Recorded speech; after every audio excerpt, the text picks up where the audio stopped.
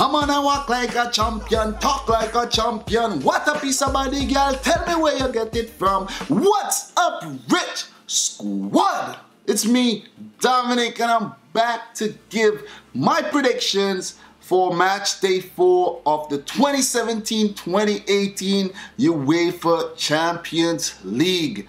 This will be for matches from Group E, F, G, and H that will be played on Wednesday, November 1st. I already give my predictions for the games that will be played on October 31st. So I'm here to give part 2 of that prediction. So guys, let's start with Group E, where we see Liverpool kick it off with Maribor, a team who they smashed on match day 3, 7-0. So Liverpool are currently 6th in the English Premier League, and their last match was a 3-0 drubbing to Huddersfield Town. And they have 3 wins in the last 10 games, so that's not good for Liverpool. One of those wins came against Maribor, came against Huddersfield Town, and Liverpool, they're just a very, very unpredictable team, and they need to get their act together. On match day 1, they drew versus Sevilla. On match day 2, they drew versus Spartak Moscow. And on match day 3, of course, they won versus Maribor 7-0. Philippe Coutinho, he sat out the game versus Huddersfield, so hopefully he'll be fit for this fixture, but maybe they wouldn't want to risk him in a fixture that they think they might win without him. So they're currently 2nd in the group on 5 points. Maribor, on the other hand, are 2nd in the Slovenian Prva Liga, and their last match was a 1-0 win versus Domžale. And on match day 1, they drew versus Spartak Moscow. And match day 2, they lost versus Sevilla. And on match day 3, they lost to Liverpool. They're currently 4th in the group with 1 point.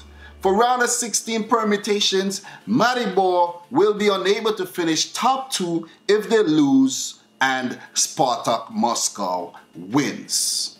So for this game, I'm going to predict a 6-1 win for Liverpool. The boys are going to go crazy again, and they're gonna score. I expect to see Sturridge put 2 in the back of the net. Today, I'm predicting the games, guys. I'm predicting the games because I wanna, these are some really technical games, and they have Manchester City playing and stuff, so I wouldn't want to let my girlfriend predict those. But guys, let's move on to the second match in Group E, where we see Sevilla take on Spartak Moscow. Sevilla currently 5th in the Spanish La Liga, and they're 9 points off group leaders or table toppers Barcelona. I'm like, group. This is not a group. It's a table. Table toppers Barcelona. On their last match was a 2-1 win versus Leganes. And on the match they won, they drew versus Liverpool. Match day 2, they won versus Maribor. And on match day 3, they lost to Spartak Moscow in a 5-1 defeat, and that was really shocking to me. If you saw the reaction video, you would see that I was really shocked.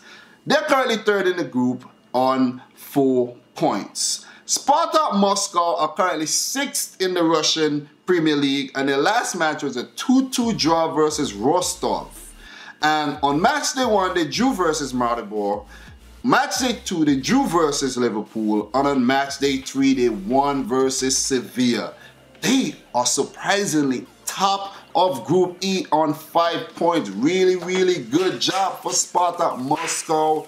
I don't think I predicted that they will be table toppers right now. But for this match, I'm going to predict a 1-1 draw. Sevilla is playing at home. I expect them to put up a better show. But Spartak Moscow is doing really well in the Champions League this season, so I don't think they're going to lose. So 1-1 draw for that game.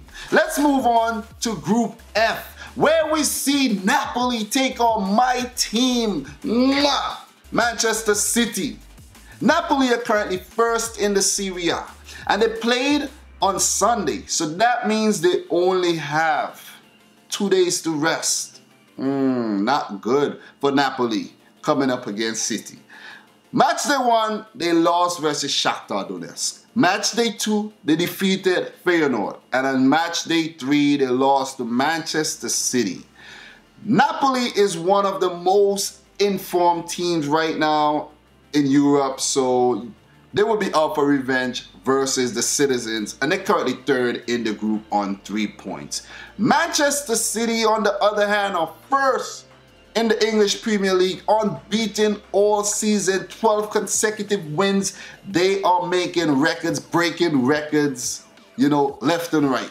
On match day 1, they won versus Feyenoord. Match day 2, they won versus Shakhtar Donetsk. Match day 3, they won versus Napoli.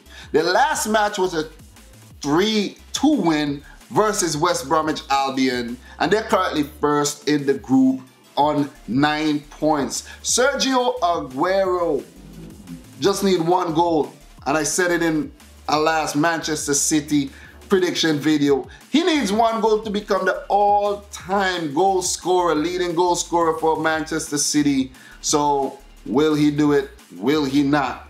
Manchester City will qualify to the round of 16 if they avoid defeat. So a draw and they're through to the knockout stages. So who do I think will start this game for City? In the last match versus West Brom, Aguero sat out this game. So I know that Aguero will start this game up front. And to his left, I expect Leroy Sané to, you know, hold his position. And I think he should put Raheem Sterling over on the right. I like that top 3, Sterling, Sané, and Aguero. I like that. Jesus is good, but I think he will do better coming off the bench. And Jesus has went 1 whole year without losing a game. Like from his last club for playing for Brazil and playing for Manchester City, he have not tasted defeat in 1 year. Is that a record? That is awesome. In the midfield, I expect the usual Kevin De Bruyne and David Silva. Fernandinho sitting back in a central defensive midfield position. Fabian Delph at left back. John Stone, Otamendi, 2 centre halves. Right back, Kyle Walker, Edison in goal. You have Yaya Toure, Gundogan coming off the bench. We also have Bernardo Silva, who could come off the bench, or even Danilo.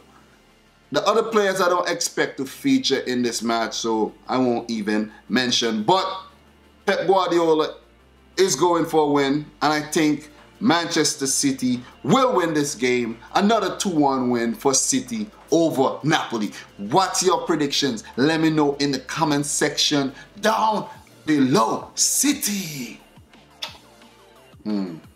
But let's move on to the next Group F match, where we see Shakhtar Donetsk take on Feyenoord. Shakhtar Donetsk are currently 1st in the Ukrainian Premier League, and the last match was a 1-1 draw versus Stal. On match day 1, they won versus Napoli. Match day 2, they lost to Manchester City, of course. Match day 3, they defeated Feyenoord. They're currently 2nd in the group on 6 points. And Shakhtar Donetsk, as you know, have a host of Brazilian players. Fernandinho used to play for Shakhtar Donetsk also. Henrik Mkhitaryan, Willian, just to name a few. Douglas Costa.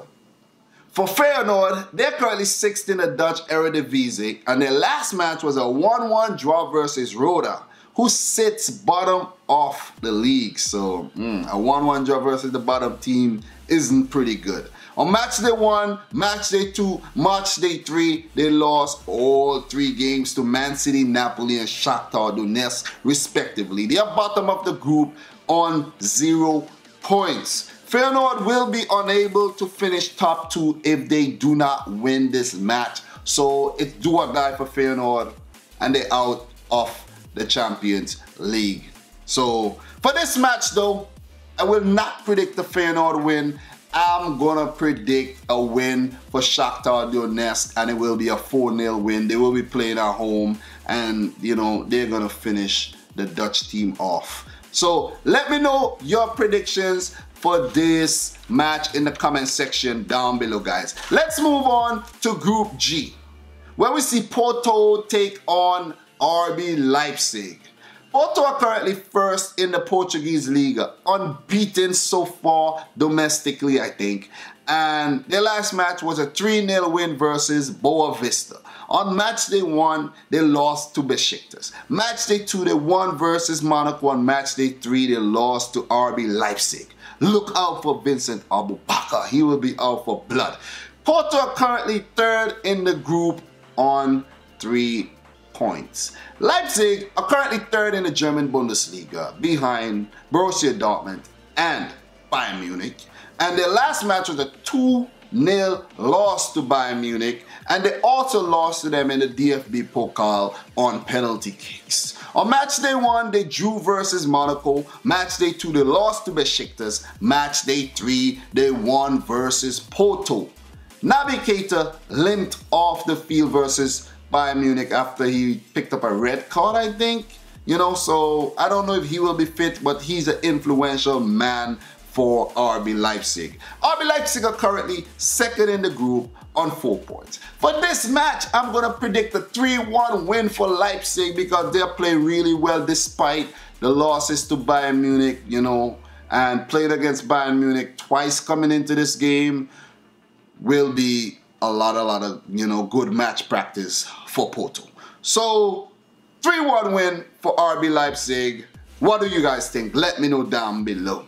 For the second match in Group B, we see Besiktas,